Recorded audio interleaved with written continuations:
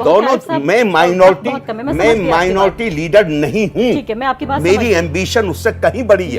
लेकिन आरिफ मोहम्मद खान, आप एक तरह के आदर्शवादी धर्मनिरपेक्ष फ्रेम ऑफ माइंड में ऐसा लगता है कि फंस गए हैं। आप ये देखिए, हम एक ऐसे देश में जी रहे हैं जहां मेनका गांधी ने ये कहा कि मुसलमान मुझे वोट नहीं देते, मैं उनका काम नहीं करूंगी। हम ऐसे देश में जी रहे हैं जहां पर नरेंद्र मोदी देश के प्रधानमंत्री रहते हैं। आप यमन में जीना चाहती हैं? उन्होंने कहा आप सीरिया में जीना चाहती हैं? मेरा सवाल हाँ, बताइए। उन्होंने वायनाड के लिए कहा कि राहुल गांधी वहां चुनाव इसलिए लड़ने गए हैं क्योंकि वहां पर उनको मालूम है कि हिंदू उन्हें वोट नहीं करेगा। हम एक ऐसे दौर में जी रहे हैं जहां 303 मेंबर ऑफ पार्लियामेंट में एक भी मुसलमान बीजेपी की तरफ से नहीं है। तो आप ये बताइए कि ऐसे वक्त में जहां की पूरी पॉलिटिक्स एंटी मुस्लिम एक पिलर पर बेस्ड हो, वहां आप एक तरह के एक रिजिड लीगल सेक्युलरिज्म में ऐसा लगता है कि फंस गए। चलिए ठीक है, आप पाकिस्तान में रहना चाहती हैं जहाँ पे हर जुमे को मस्जिदों में बम फेंके जाते हैं? मैं हिंदुस्तान को बेहतर बनाना चाहती हूं। आपने जुमला ये नहीं कहा, मैं हिंदुस्तान को बेहतर बनाना चाहती हूं। जी नहीं, आपने जुमला कहा हम ऐसे मुल्क में रह रहे हैं। किस तरह के? जी नहीं, आपने जो जुमला कहा है वो कहा है हम ऐसे मुल्क में रह रहे हैं। तो आप पाकिस्तान में रहना चाहती हैं जहाँ पे हर हफ्ते हर मस्जिद में बम फोड़े जाते हैं? आप सीरिया में रहना चाहती हैं? आप यमन में रहना चाहती हैं? आप कौन से मुल्क में रहना चाहती हैं जहाँ लोगों के इंटरेस्ट जो हैं, उनके हुकूक महफूज हैं? और मुझे कोई एक मुल्क का नाम बता दीजिए। आप जिस मुल्क में रह रही हैं वो मुल्क वो है जहां देवबंद वालों को इसकी इजाजत है। ये किताब देवबंद में निसाब का हिस्सा है, सिलेबस का हिस्सा है ये किताब। इसमें जिहाद, कुरान कहता है उज़ीना लिल्लज़ीना युक़ातलूना बिअन्नहुम ज़ुलिमू, लड़ने की इजाजत सिर्फ उनको दी जाती है जिनके खिलाफ लड़ाई लड़ी गई है, उन पर जुल्म किया गया है, उनको उनके घरों से निकाला गया है। और देवबंद क्या बताता है जिहाद का मकसद क्या है? और मुझे कोई एतराज नहीं है, कुल 4% बच्चे पढ़ते हैं, लेकिन ये 4% वो हैं जिनका मस्जिद के मिंबरों पर कब्जा है, वहां से ये तकरीरें करते हैं। लेकिन आखिरी बात पहले बात सुन लीजिए, बॉम्ब ब्लास्ट हुआ था कब हुआ था हिंदुस्तान में? मेरी बात ये भी तो मुझे बता दीजिए भाई, मेरे बात पहले इसको तो सुन लीजिए। शरीयत में जिहाद दीन हक की तरफ बुलाने और जो उसे कबूल ना करे उससे जंग करने को कहते हैं। ये देवबंद में, और इस किताब को बच्चा जब आता है तो वो यूं करके आंखों पे लगाता है, चूंकि उसको कहते हैं ये अल्लाह का कानून है। ये नहीं कहते कि ये देवबंद वालों की राय है। और ये मैं जो अंग्रेजी से कोट किया करता था, मेरे दोस्त कहते थे अरे भाई गलत तर्जुमा तो नहीं है? तो मैंने ये 9 वॉल्यूम देवबंद से मंगाए, देवबंद के छपे हुए हैं, मकतबा थानवी देवबंद जिला सहारनपुर, ये पढ़ाएंगे। आरिफ साहब, मेरी आपसे एक शिकायत है, मैं इस बात से किसी बात से भी असहमत नहीं हूं जो आप ये बोल रहे हैं। रिजिडिटी, फंडामेंटलिज्म, कंजर्वेटिज्म मुस्लिम समुदाय को एक तरह से खा रहा है, गेहूं जैसे घुन खाता है ऐसा खा रहा है। लेकिन ऐसा लगता है कि आप जो तमाम जो राजनीतिक सामाजिक समस्याएं हैं, ऐसा लगता है कि कल को मुस्लिम समुदाय अपने को पूरी तरीके से रिफॉर्म कर लेगा तो ये सब कुछ खत्म हो जाएगा। आप समस्या को वहां ढूंढ रहे हैं जहां वो नहीं है। अच्छा, मैं वहां ढूंढ रहा हूं। मैं आपसे एक सवाल पूछता हूं। आपके पास आपका माशाल्लाह एक बेटा है जी। आप अगर घर के अंदर झूठ बोल रही हैं और उसके बाद आप बच्चे से कहें कि तुम सच बोलो, वो आपकी बात सुन लेगा? बिल्कुल नहीं बिल्कुल नहीं। बच्चे ऑब्जर्व करते हैं आपको। जिस कम्युनलिज्म की तरफ आप इशारा कर रही हैं, ये कम्युनलिज्म क्या है? ये एक होती है खुदगर्जी, स्वार्थ, सेल्फिशनेस। इज्तमाई खुदगर्जी को कम्युनलिज्म कहा जाता है। क्या दुनिया में किसी शख्स के लिए मुमकिन है कि वो दूसरे की खुदगर्जी से लड़ सके? हाँ, अगर उसे दूसरे के ऊपर असर डालना है तो वो उसे अपनी खुदगर्जी के खिलाफ लड़ना पड़ेगा, अपने आप को दुरुस्त करना पड़ेगा, फिर उसकी बात दूसरे लोग भी सुनने को तैयार हो जाएंगे। हो सकते हैं, मैं ये भी नहीं कह रहा हो जाएंगे, लेकिन और देखिए, मैं हूं असल में, आप हैं सियासत, आपके नज़दीक सबसे इंपॉर्टेंट है। मैं सियासत 12 साल हुए तो छोड़ चुका, बिल्कुल छोड़ चुका। 2007 इलेक्टोरल पॉलिटिक्स मैं छोड़ चुका। मैं मुझसे वो सवाल कीजिए, इसीलिए आपसे बात करना और भी ज्यादा है। हाँ, मैं वहीं आ रहा हूँ। मैं हूँ कुरान का तालिब इल्म। कुरान मुझे बताता है अपनी समस्याओं के लिए दूसरों को जिम्मेदार मत ठहराओ। या अय्युहल्लज़ीना आमनू अलैकुम अनफुसकुम, ए लोगो जो ईमान लाए हो अपनी फ़िक्र करो। ला यदुर्रुकुम मन ज़ल्ला इज़ा तदैतुम, अगर तुम खुद सही रास्ते पर हो तो जो गलत रास्ते पे है वो तुम्हें नुकसान पहुंचा ही नहीं सकता। या तो कहिए कि अल्लाह का ये वादा गलत है।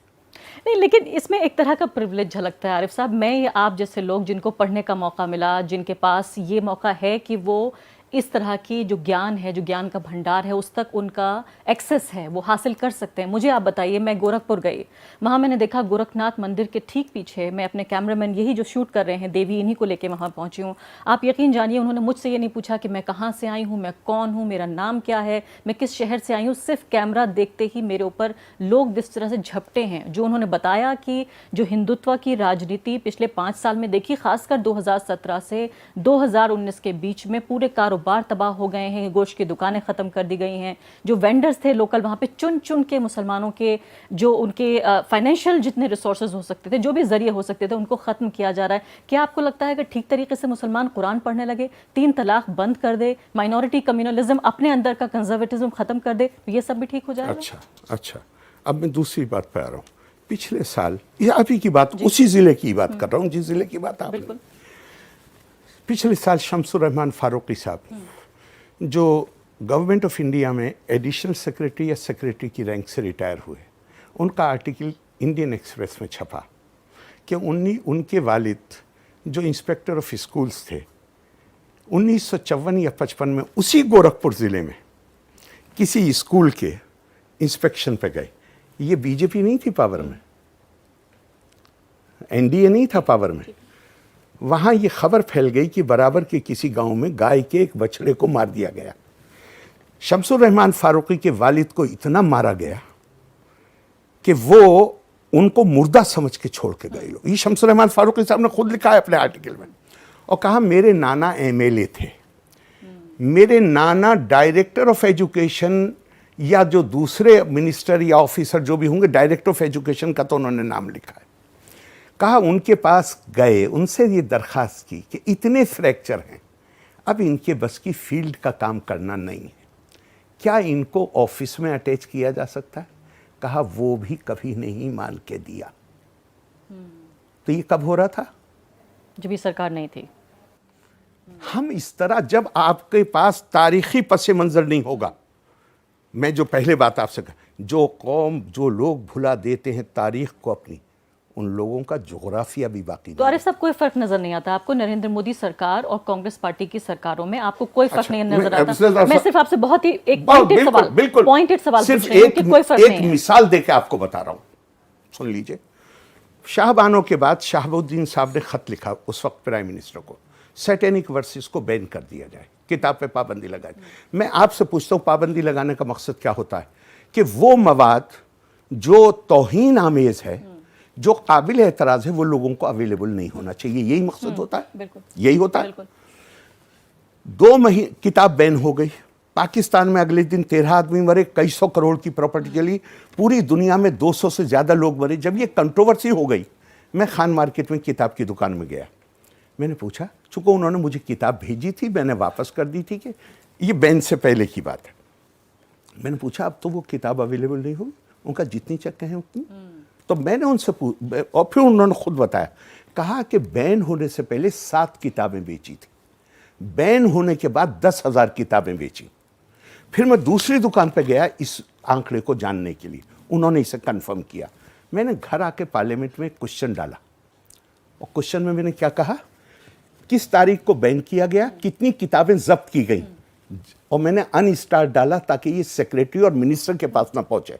जवाब आया 15 दिन के बाद, जो मौजूद है, इस तारीख को बैन किया गया, एक भी किताब कॉन्फिस्केट की नहीं की गई। तो क्या नीयत थी? मैं आपसे पूछ रहा हूँ, क्या नीयत थी? तो आपको दोगलापन अच्छा लगता है? और एक आदमी जो भी उसका व्यू है वो सफाई से रख रहा है। पिछले 5 साल में एक भी दंगा नहीं हुआ पूरे मुल्क में।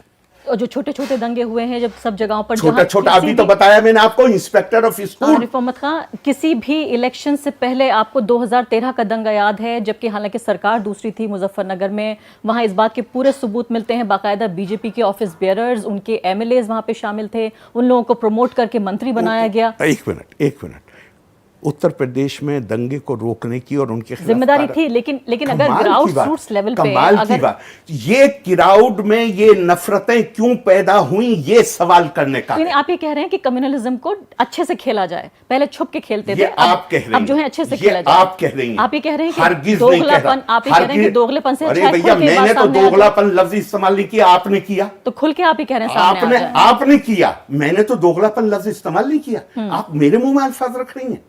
आपने दोगलापन इस्तेमाल किया, मैंने तो आपको फैक्ट बताए।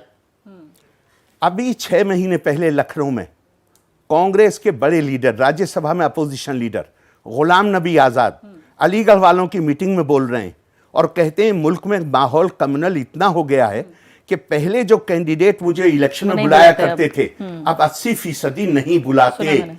तो मैं आपसे एक सवाल पूछता हूं, क्या बीजेपी के कैंडिडेट बुलाया करते थे उन्हें? कौन सी पार्टी कम्युनल हुई है? तो फिर क्या इस बात पे सहमत हो सकते हैं आप कि नहीं, हमारा देश कम्युनल हो रहा है? हमारा जिसका देश फायदा हमारा BJP देश उठा रही कम्युनल है? नहीं हो रहा जब तक वो लोग जो एक खास कम्युनिटी के इत्तेहाद का नारा लगाते थे, और वो इतने शॉर्ट साइटेड लोग थे कि उन्हें ये नजर नहीं आता था कि इसकी रिएक्शन दूसरी तरफ भी होगी। वो नारे कौन, जरा मौलाना आजाद की तकरीरों को पढ़ लीजिए। क्या कहा है मौलाना आजाद ने कहा कि आज तुम्हारे चेहरों पे इज़्मेहलाल और परेशानी है। मैंने उस वक्त तुम्हें पुकारा था जब इसकी बजाय तुम्हारे चेहरे हशाश बशाश थे, लेकिन मैंने तुम्हारी तरफ हाथ बढ़ाना चाहा, तुमने मेरा हाथ तोड़ दिया। मैंने तुम्हारी तरफ करवट लेनी चाहिए, तुमने मेरी कमर तोड़ दी। मैंने तुम्हारी तरफ कदम बढ़ाने चाहे, तुमने मेरी टांगें तोड़ दी। तुमने गफलत व इनकार की सारी सुन्नतें ताज़ा कर दी। जब आपका को तारीख का अंदाज़ा नहीं होता, ज़रा पढ़िए 46 का मौलाना का इंटरव्यू। मौलाना ने क्या कहा है कि मुस्लिम लीग की सियासत के नतीजे में इस मुल्क में क्या असरात मुरतब होंगे। अल्लाह का शुक्र है, हालांकि पाकिस्तान के ताल्लुक से उन्होंने जो पेशन गोइयां की हैं वो सब सही साबित हो गई, लेकिन अल्लाह का शुक्र है हिंदुस्तान में वो सारी पेशन गोइयां सही साबित नहीं हुई है। लेकिन मैं आपसे पूछना चाहती हूँ, अगर एक लाइन में देखा जाए तो आप ये कह रहे हैं कि जो माइनॉरिटी कम्युनलिज्म था, मैं क्या कह रहा हूं, आप सवाल मैं समझने की कोशिश कर रही हूँ, हाँ, दर्शकों को समझाने की कोशिश कर रही हूँ। मेरे पास अल्लाह का शुक्र है अल्फाज हैं मैं उसी को कहने दोहराने के की कोशिश लिए। कर रही हूँ कि क्या मैं ठीक समझ पा रही हूँ आपकी बात, कि आप ये कह रहे हैं कि माइनॉरिटी कम्युनलिज्म के जवाब के तौर पर जो मेजॉरिटी कम्युनलिज्म हमें नजर आ रहा है, क्या वो है जो आप कह रहे हैं, जिसको रिएक्शन कह रहे हैं आप, वो रिएक्शन क्या है? आप लफ्ज माइनॉरिटी वो रिएक्शन क्या है? मैंने माइनॉरिटी लफ्ज इस्तेमाल नहीं किया और मैं इस लफ्ज को इस्तेमाल करूंगा नहीं। क्या आप उसको एकेडमिक्स की ज़बान में क्या कहेंगे जो कांग्रेस पार्टी ने किया, वो क्या है? मैं आपको दूसरा एक ही मिसाल देता हूं। जी। पिछले 4-5 साल में हरियाणा में एक कम्युनिटी है, मैं नाम भी नहीं लूंगा, बहुत डोमिनेंट कम्युनिटी। उन्होंने बड़ा एजिटेशन चलाया रिजर्वेशन का, और आखिर होते होते क्या हुआ, बाकी सारी वो मुसलमान नहीं, सारी कम्युनिटियां उनके खिलाफ हो गई। नतीजा क्या हुआ, इस इलेक्शन में क्या हुआ, बगैर किसी के कहे हुए उस कम्युनिटी के लीडरों से आप बात कर लीजिए, वो क्या कहते हैं भाई हम तो अलग थलग पड़ गए, हमारे पास तो कोई चारा ही नहीं रह गया कि हम बीजेपी को वोट दें ताकि कम से कम दूसरी कम्युनिटियां हमें कबूल तो कर लें। ये अकेले जिसे आप माइनॉरिटी कह रही हैं उसके खिलाफ नहीं है। जो कोई भी अपनी 1.5 ईंट की दीवार खड़ी करने की कोशिश करेगा, आज मुल्क में वो माहौल बन गया है कि अलगाववाद की बात जो कोई भी करेगा, चाहे वो इस मजहब का हो उस मजहब का हो, सारे लोग इकट्ठे होकर उसके खिलाफ हो रहे हैं। चलिए, एक पॉइंटेड सवाल, एक लाइन का सवाल। नरेंद्र मोदी का दूसरा कार्यकाल चल रहा है, भारत में मुस्लिम समुदाय का भविष्य क्या है? भारत में मुस्लिम समुदाय का भविष्य, ये सवाल अपने आप में, जो हिंदुस्तान का भविष्य है वो हिंदुस्तान में रहने वाले लोगों का भविष्य, उसमें मुसलमान भी शामिल। और उनकी पहचान कोई मायने नहीं रखती। क्या पहचान? उनकी पहचान से जुड़ी जो दुश्वारियां हैं। पहचान मैं कह रही हूँ, मैं बताता हूँ आपको। मेरी पहचान ये होनी चाहिए कि मैं 3 तलाक देकर अपनी बीवी को घर के बाहर निकाल सकता हूँ। मेरी पहचान ये होनी चाहिए कि एक बीवी के लिए मेरे पास साधन नहीं है, मैं 4 बीवियों का हक है। मेरी पहचान होनी चाहिए, कुरान मुझे कहता है। हाँ, मैं मुझे एक चीज़ मैं कहना चाहता था आपसे, कि आपने कहा कि ये तो जो लोग इल्म, जिनके पास नॉलेज है, वो ये बातें जान। मेरे भाई, इस दीन में जिनकी आप बात कर रहे हैं, यहाँ इल्म का हासिल करना पहले दिन फ़र्ज हुआ था, नमाज 11 साल बाद फ़र्ज हुई है। ये बेइल्म हुए कैसे? किसी भी सोसाइटी में क्लर्जी, पेशेवर जिन्हें उलमाए सू कहा गया है, वो जिंदा नहीं रह सकते जब तक अवाम जाहिल नहीं होंगे। अगला सवाल आरिफ साहब, क्या जिस तरह की आशंकाएं जाहिर की जा रही हैं कि भारत धीरे धीरे एक सेक्युलर डेमोक्रेसी से एक हिंदू राष्ट्र की तरफ आगे बढ़ता जा रहा है, क्या आप इस बात से सहमत हैं? आपने कभी एतराज किया उन मुल्कों पे जहां पे इस्लामी हुकूमत है? मैं कह रही हूँ कि भारत के नजरिए से भाई, बात करें, वो बहुत लंबी बहस हो जाएगी आज आरिफ साहब। दुनिया ग्लोबल विलेज है, लेकिन ये बहुत लंबी आज बहस हो बहुत जाएगी। ग्लोबल विलेज है। और हिंदू राष्ट्र से आप क्या समझती हैं, ये बताइए मुझे। जहां पर माइनॉरिटीज जो मुसलमान हैं या ईसाई हैं या दूसरे जो माइनॉरिटीज हैं जो रिकॉग्नाइज्ड हैं, हिंदू आई विश आप मुझे खुशी मैं ये हो। कहना चाह रही हूँ कि वो दूसरे दर्जे के नागरिक बन वो जाएं, उनके अधिकार छीन लिया पाइए, जाए। असल चीज पाइए। ये तारीख दूसरे मजाहिब की है, हिंदू मजहब में दूसरे दर्जे के शहरी का तसव्वुर ही नहीं। कोई तारीख में मिसाल नहीं मिलती। यहां कोई जिम्मी नहीं बनता, यहां किसी से जिजिया नहीं लिया जा सकता। लेकिन आप हिंदू सुप्रीमेसी से आप इनकार कर रहे हैं। मैं ये जो तमाम जो नीतियां और राजनीति में नजर आ रही है। एक बात जानता हूं, मैं एक बात जानता हूं और बहुत अच्छी तरह जानता हूं, और ये मैंने पहले ही आपको कह दिया, मैं कुरान का तालिब इल्म हूं। कुरान मुझे ये बताता है कि हुनैन में जब 10,000 से ज्यादा की तादाद थी, फौज भाग खड़ी हुई, और कुरान कहता है तुम्हारी मेजॉरिटी तुम्हारे किसी काम ना आई। ये कुरान कहता है। और जहां माइनॉरिटी में थे, 300 थे, वहां तुम कामयाब हो गए। तो वो क्या कहता है? कहता है कि अगर आप तौहीद के मानने वाले हैं, अगर आपका अकीदा ये है कि उसके अलावा ना कोई आपको नुकसान पहुंचा सकता है और ना फायदा पहुंचा सकता है, तो ऐसा आदमी कभी भी ना तो तादाद कम होने से डरेगा और ना तादाद ज्यादा होने से उसके अंदर गर्व की अनुभूति पैदा होगी। एक सेकेंड, मैं एक बात जानता हूं, फिर मैं आ रहा हूं कुरान की तरफ लौट के। वअम्मा मा यनफउन्नास फयमकुसु फिल अर्द, कुरान में वादा है वो लोग जो समाज का फायदा पहुंचाने वाले लोग हैं, उनको हम सिर्फ अपने लिए जीना चाहते। इस मुल्क में सबसे छोटी माइनॉरिटी पारसी हैं, उनका तो एक मेंबर भी नहीं है पार्लियामेंट के अंदर, उन्हें तो फिक्र नहीं है। क्रिश्चियंस कितनी तादाद है क्रिश्चियंस की, वो इस मुल्क को, पारसी इस मुल्क की इकोनॉमी को बना रहा है। उनके सामाजिक आर्थिक जितनी पृष्ठभूमि, आप बार बार इतिहास को खुद लेकर आते हैं और ये बहुत अच्छी बात है कि इतिहास का हमें ध्यान रखना है, लेकिन आप इतिहास भूल रहे हैं कि किस तरह से ये इतने गरीब लोग जो मुसलमान, ये गरीब हुए कैसे, ये तो गौर करना पड़ेगा। ये मेरे भाई अब आप सच्चर कमेटी के साथ सर सैयद को पढ़ लीजिए। सर सैयद ने क्या कहा? सर सैयद ने कहा कि हमें ये गरीब किसी और ने नहीं बनाया है। जब अंग्रेजों ने अंग्रेजी एजुकेशन शुरू करी और कहा संस्कृत कॉलेज, पहले उन्होंने ऐलान किया संस्कृत कॉलेज बनाएंगे। राजा राम मोहन रॉय के घर पे, सर सैयद की पैदाइश के चंद साल बाद की बात है, राजा राम मोहन रॉय के घर पे मीटिंग हुई, उन्होंने कहा हमें संस्कृत कॉलेज नहीं चाहिए, अंग्रेजी कॉलेज बनाओ। और इसके 8 साल के बाद 8,000 मुसलमान मौलवी इकट्ठे हुए और उन्होंने कहा कि ये जो अंग्रेजी के स्कूल कायम हो रहे हैं ये इस्लाम के लिए खतरा है, और इस पे अगर गवर्नमेंट इसे बंद नहीं करती तो मुसलमान बच्चों के दाखिले पे पाबंदी लगाए, और अगर गवर्नमेंट वो नहीं करेगी तो हम मुसलमान बच्चों को नहीं जाने देंगे। सर सैयद के खिलाफ आपको मालूम है अंग्रेजी की एजुकेशन कितने फतवे थे। तो कौन जिम्मेदार है हमें बेइल्म रखने के लिए? सरकार जिम्मेदार नहीं है भारत की। जो ये सर सैयद ने नहीं कहा। नहीं, तो ये तो 1857 के बाद के हालात। अरे तो ये एटीट्यूड तो आज अगर मैं आपको पिछले साल की तकरीर दिखा दूं देवबंद के एक बड़े आलिम की कि मॉडर्न एजुकेशन में मत जाओ। आपने खुद ही बताया, अभी सचर कमेटी ने भी बताया कि 4% मुसलमान से मदरसा जाता है, 96% के बारे में तो सोचेंगे आप। बड़ी मुसीबत है। वो 4% का कब्जा मस्जिद के मिंबरों पे है और वहां पे वो ये बताता है लोगों को, यानी आप हर मस्जिद के मेंबर पे कब्जा है उन 4% का। और वो मुझे कहता है, जरा अपनी टॉलरेंस पर गौर करिए, सिर्फ गैर मुस्लिम काफिर नहीं है, देवबंदी के नजदीक बरेलवी काफिर है, बरेलवी के नजदीक देवबंदी, दोनों के नजदीक अहले हदीस काफिर है, तीनों के नजदीक शिया काफिर है, चारों ने अहमदियों को बाहर कर दिया।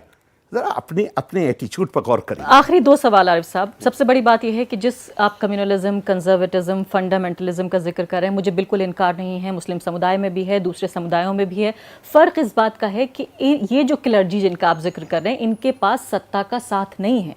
अभी फ़िलहाल जो लोग हिंदुत्व की राजनीति में यकीन रखते हैं, हमारी सरकार जो सबसे बड़ी पॉलिटिकल पार्टी है, जिसका पूरे देश पर फिलहाल कब्जा है, पूरे संसद में जो है उनके सबसे ज़्यादा सदस्य हैं, उनको सीधे तौर पर उनका पेट्रनेज मिला हुआ है, फिर भी आप ये कह रहे हैं कि आपको खतरा देवबंद से ज्यादा है, आपको खतरा नागपुर से मैंने नहीं तो है। ये नहीं कहा। तो मुझे बताइए नागपुर मैंने से नहीं कहा। तो आरिफ साहब एक लाइन में सवाल। प्रॉब्लम ये जर्नलिस्ट होने का मतलब ये नहीं है कि आप मेरे मुंह में अल्फाज रखें। आरिफ साहब एक लाइन में सवाल, देवबंद से ज्यादा खतरा है या नागपुर से ज्यादा खतरा है? मैंने आपको पहले ही बता दिया, मैं अपनी खुदगर्जी के खिलाफ लड़ सकता हूं, मैं दूसरे की खुदगर्जी के खिलाफ लड़ने की अल्लाह ने मुझे ताकत नहीं दी। अगर आप समझना चाहें तो समझें। और मुझे खूब याद आ रहा है, आपने सिर्फ अपनी फेसबुक पे मैं होली खेलूंगी कह बिस्मिल्लाह डाल दिया था। आपके खिलाफ जो कुछ लिखा है लोगों ने, मुझे खूब अच्छी तरह याद है, मैंने वो सारे कमेंट पढ़े। ये इंटॉलरेंस कहां से आई है और इस इंटॉलरेंस की रिएक्शन क्या होगी? नहीं, मैंने आपसे कहा मुझे कंजर्वेटिज्म से इनकार नहीं है कि सभी समुदायों में है, लेकिन मुझे फिक्र इस बात की हम है। अटैक करेंगे दूसरे की नहीं, खुदगर्जी लेकिन पे, मुझे आरिफ हम साहब- अपनी बुराई की तरफ नजर डालने को तैयार नहीं होंगे। क्योंकि ये बड़ा आसान काम है कि हम उंगलियां, खुदा के वास्ते एक उंगली जब आप दूसरे की तरफ उठाते हैं तो 4 उंगलियां आपकी अपनी तरफ आरिफ होती साहब हैं। मुझे समस्या इस बात से है कि आप इस बात से इनकार कर रहे हैं कि जो दूसरी तरफ का कंजर्वेटिज्म, फंडामेंटलिज्म है, उसको सरकार का सानिध्य, सत्ता का साथ प्राप्त है। आप लड़िए, इस बात से इनकार मैं नहीं कर कह रहे। रहा हूं आप लड़िए उससे, मेरी शुभकामनाएं आपके साथ हैं। मैंने तो आपको बता दिया, मैं कुरान का तालिब इल्म हूं। मैं तो ये जानता हूं, मेरे पास ना जरिया है उससे लड़ने का और ना वो लड़ाई मुझे फायदा पहुंचा सकती है। मुझे तो सिर्फ एक चीज फायदा पहुंचा सकती है, अगर मैं समाज के लिए, जो मैंने कहा आपसे, व अम्मा मा यनफउन्नास फयमकुसु फिल अर्द, अगर मैं समाज के लिए फायदेमंद बन जाऊं तो ये मुल्क वो है जिस मुल्क में सत्य साईं बाबा जिनके मंदिर बने हुए हैं आज, उनका हर भक्त जानता है वो मुसलमान माँ बाप के बेटे थे, लेकिन वो कहीं समाज को फायदा पहुंचा रहे, उनको अवतार का दर्जा दे दिया गया है। इस समाज के लिए फायदेमंद बन जाइए, लोग यहाँ तो भगवान का दर्जा दे देते। बहुत बहुत शुक्रिया आरिफ मोहम्मद खान, पूरी एक फहरिस्त में सवालों की लेकर आई थी, उसमें से कोई भी सवाल जो है मैं आपसे नहीं पूछ। आपको अच्छी लगी तो ऐसे थोड़ा मार दीजिए हाथ, आप थोड़ा सा मार दीजिए।